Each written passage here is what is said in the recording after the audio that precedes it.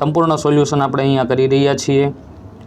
Question 1 એ યોગ્ય વિકલ્પ પસંદ કરી અને ઉત્તર આપો, દરેકનો 1 ગુણ રહેશે। થોરની પાંદડા જેવી રચના શું છે? તો પ્રકાંડ। વનસ્પતિ દ્વારા ખોરાક બનાવવાની પ્રક્રિયા દરમિયાન કયો વાયુ મુક્ત થાય છે? તો ઓક્સિજન। નીચેના પૈકી કયું વિધાન ખોટું છે? તો પર્વત પર ઉગતી વનસ્પતિને ઓછા અને નાના પર્ણ હોય છે। નીચે હવા વિશે 6 વિધાન આપેલા છે। હવા જગ્યા રોકતી નથી, હવાને કોઈ રંગ નથી, હવા પારદર્શક છે, હવા દળ ધરાવે છે, હવા મિશ્રણ નથી, હવામાં ઓક્સિજનનું પ્રમાણ સૌથી વધુ છે। ઉપરના 6 વિધાનો પૈકી કયા સાચા છે એ જણાવવાનું છે। તો બીજું, ત્રીજું અને ચોથું।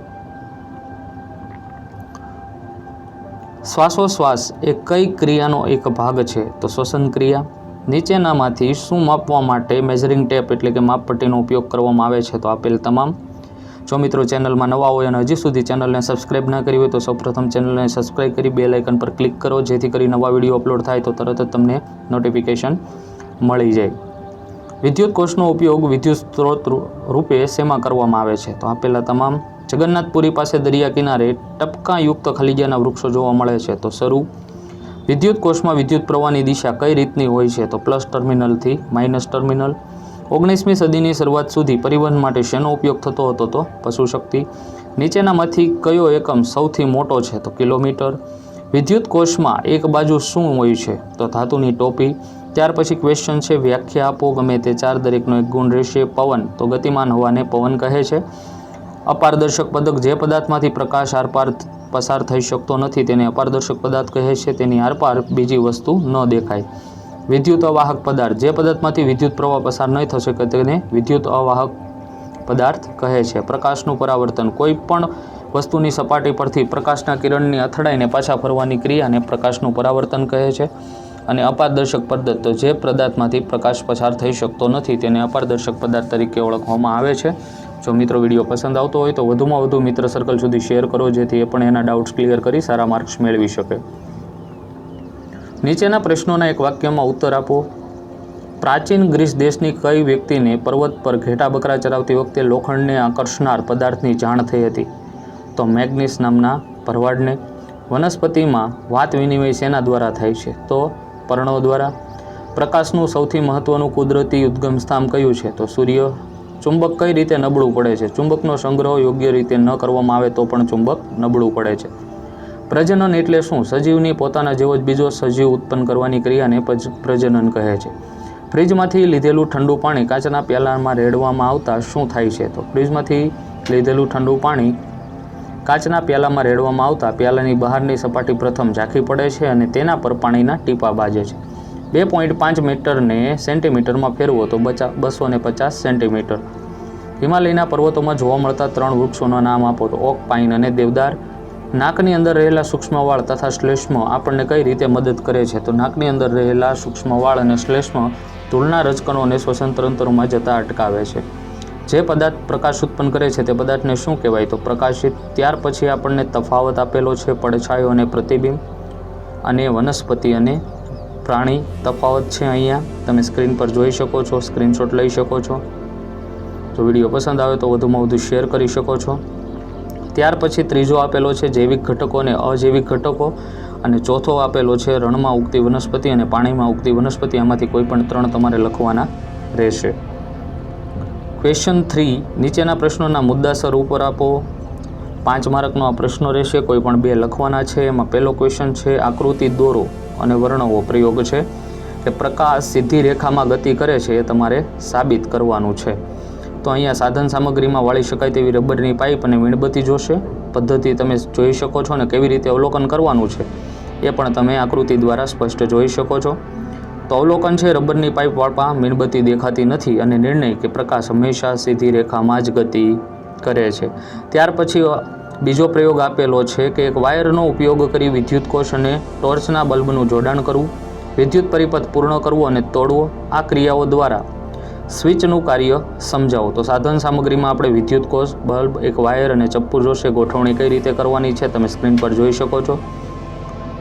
ત્યાર પછી પદ્ધતિ તમને આપેલી છે કે તમારે એક પછી એક કઈ રીતે જોડાણ કરવાનું છે। આના પરથી અવલોકન આપણને મળશે 2 કે બલ્બને વિદ્યુત કોષના ટર્મિનલ સાથે અડકાડતા વિદ્યુત પરિપથ પૂર્ણ બને છે અને બલ્બ પ્રકાશિત બને છે. બીજું કે બલ્બને વિદ્યુત કોષના ટર્મિનલથી દૂર હટાવતા વિદ્યુત પરિપથ અપૂર્ણ બને છે અને બલ્બ પ્રકાશિત રહેતો નથી. તો નિર્ણય આવશે કે સ્વિચનું કાર્ય છે કે વિદ્યુત પરિપથને પૂર્ણ કરવો અને જરૂર પડ્યે વિદ્યુત પરિપથને અપૂર્ણ બનાવવો. ત્યાર પછી ઓપ્શન્સમાં હજી એક આપણે પ્રયોગ આપેલો છે કે પિનહોલ કેમેરા બનાવવા અને તેના વડે વસ્તુના પ્રતિબિંબને જોવા. તો સાધન સામગ્રી માટે 2 સહેજ નાના મોટા ખોખા, ચપ્પુ, ડ્રેસિંગ પેપર અને કાળું કપડું જોશે. આ રીતે તમારે ગોઠવણી કરવાની છે. પદ્ધતિ આપેલી છે, સ્ક્રીનશોટ લઈ શકો છો. વિડીયો પસંદ આવે તો તમારા મિત્ર સર્કલ સુધી શેર કરી શકો છો. ત્યાર પછી નીચેના પ્રશ્નોના 2 વાક્યમાં ઉત્તર આપવાના છે. ગમે તે 3, દરેકના 2 ગુણ રહેશે. હવાના ગુણધર્મો તો હવા જગ્યા રોકે છે, હવા પારદર્શક છે, હવાને કોઈ રંગ નથી એટલે કે રંગવિહીન છે અને હવાની આરપાર જોઈ શકાય છે. રણમાં જીવન જીવવા માટે થોર કઈ રીતે અનુકૂલિત થતા હોય છે. ત્યાર પછી ફૂલાવેલો ફુગ્ગો દિવાસળીની પેટીમાં કેમ સમાતો નથી. અને રણ પ્રદેશમાં રહેતા પ્રાણીઓ અને વનસ્પતિના નામ જણાવવાના છે. તો પ્રાણીઓ તરીકે આપણે લઈશું ઊંટ, કાંગારૂ રેટ એટલે કે રણનું ઉંદર, સાપ, કસ્તુરી મૃગ અને વનસ્પતિમાં થોર, સરુ આંકડો અને બાવળ આવશે. ત્યાર પછી ક્વેશ્ચન્સ આપેલો છે. નીચેના પ્રશ્નોના મુદ્દાસર ઉત્તર આપો. કોઈ પણ 2, દરેકના 4 ગુણ રહેશે. કોઈ પણ વસ્તુની લંબાઈનું માપન કરતી વખતે કઈ કઈ બાબતો ધ્યાનમાં લેવાની છે. તો અહીંયા આકૃતિ દ્વારા એક માપન થઈ રહ્યું છે. તમે જોઈ શકો છો કે A, B અને C 3 બાળકો, એમાં જે B છે એ આપણી રાઈટ રીત છે, A અને C છે ક્રોસમાંથી જોવાથી ક્યારેય માપ આપણને સરખું મળતું નથી. ત્યાર પછીનો ક્વેશ્ચન છે કે હોકા યંત્રની આકૃતિ દોરી, એની રચના અને કાર્ય પદ્ધતિ સમજાવવાની છે. હોકા યંત્રની આકૃતિ તમે જોઈ શકો છો. રચના વ્યવસ્થિત રીતે અહીંયા તમને આપેલી છે અને કાર્ય પદ્ધતિ જણાવેલી છે. ત્યાર પછી ક્વેશ્ચન છે તમે લોખંડની પટ્ટી આપેલી છે, તેનું ચુંબક તમે કઈ રીતે બનાવશો એ અહીંયા તમારે જવાબ આપવાનો છે. તો ક્રમશઃ એક પછી એક વ્યવસ્થિત મુદ્દા આપેલા છે. જો વિડીયો પસંદ આવતો હોય તો વધુમાં વધુ વિદ્યાર્થીઓ સુધી શેર કરવાનું ભૂલતા નહીં. ત્યાર પછી નીચેના પ્રશ્નોના ટૂંકમાં ઉત્તર આપવાના છે. ગમે તે 4, 2 ગુણ રહેશે. ફેક્ટરીઓ શા માટે લાંબી ચીમની ધરાવે છે. લંબાઈના માપનો સર્વસામાન્ય એકમ શા માટે જરૂરી બન્યો. અને આપેલ આકૃતિમાં દર્શાવેલ ચિત્રને પૂર્ણ કરો અને જણાવો કે બલ્બને પ્રકાશિત કરવા માટે વાયરના છૂટાછેડાઓને કેવી રીતે જોડવા પડશે. તો અહીંયા ક્રમશઃ બધા જવાબો તમારી સ્ક્રીનની સામે છે. આકાશમાં ખસતું વાદળ સજીવ છે કે નિર્જીવ અને શા માટે એ વર્ણવવાનું છે. ત્યાર પછી નીચેના સજીવોના વાત વિનિમય માટેના અંગો જણાવવાના છે. તો માનવીમાં ફેફસા અને માછલીમાં આવશે સુઈ અથવા ઝાલર.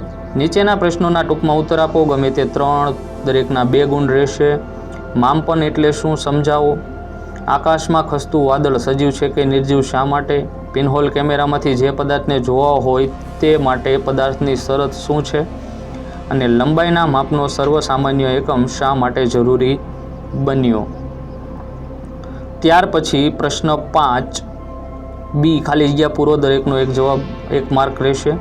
વિદ્યુત બલ્બનો ખાલી જગ્યા તૂટી ગયેલો હોય તેને ઉડી ગયેલો ફ્યુઝ અથવા બલ્બ કહે છે. તો ફિલામેન્ટ. અનુકૂળ એવી પદ્ધતિ છે કે જેનાથી સજીવો ખાલી જગ્યા સાથે વધુ અનુકૂળ થાય છે. તો આબોહવા. થર્મોકોલ એક વિદ્યુત ખાલી જગ્યા છે. તો અવાહક. એક જ પાટા પર ચાલતી ટ્રેનને ખાલી જગ્યા કહે છે. તો મોનોરેલ. ત્યાર પછી નીચેના પ્રશ્નોના માત્ર ઉત્તર આપો. દરેકનો 1 ગુણ રહેશે. પાઇનનું વૃક્ષ સામાન્ય રીતે કયા પ્રદેશમાં જોવા મળે. તો પર્વતીય વિસ્તારમાં. ચણા ચિંગદાણાના ફોતરાને દૂર કરવા શાની જરૂર છે. તો હવાને ફૂંક મારવાની જરૂર છે. ત્યાર પછી ખરા ખોટું છે કે નળાકાર વસ્તુને જમીન પર શિરોલંબ મૂકી વસ્તુની સામેથી પ્રકાશ ફેંકતા તેનો પડછાયો લંબચોરસ બને છે. ખરું. બીજા ક્રમશઃ એક પછી એક તમે ખરા ખોટા જોઈ શકો છો. અને આપણો લાસ્ટ ક્વેશ્ચન છે એ છે જોડકા જોડો. તો માછલીમાં આવશે ઝાલર, અળસિયામાં આવશે ચામડી, વનસ્પતિમાં પર્ણો અને વહેલમાં આવશે મૂળ. આવા જ વિડીયો એક પછી એક ક્રમશઃ આપણી યુટ્યુબ ચેનલની અંદર અપલોડ થઈ જશે. જોવાનું ચૂકતા નહીં. ધ્યાનથી જોવા બદલ ખૂબ ખૂબ આભાર. Thank you.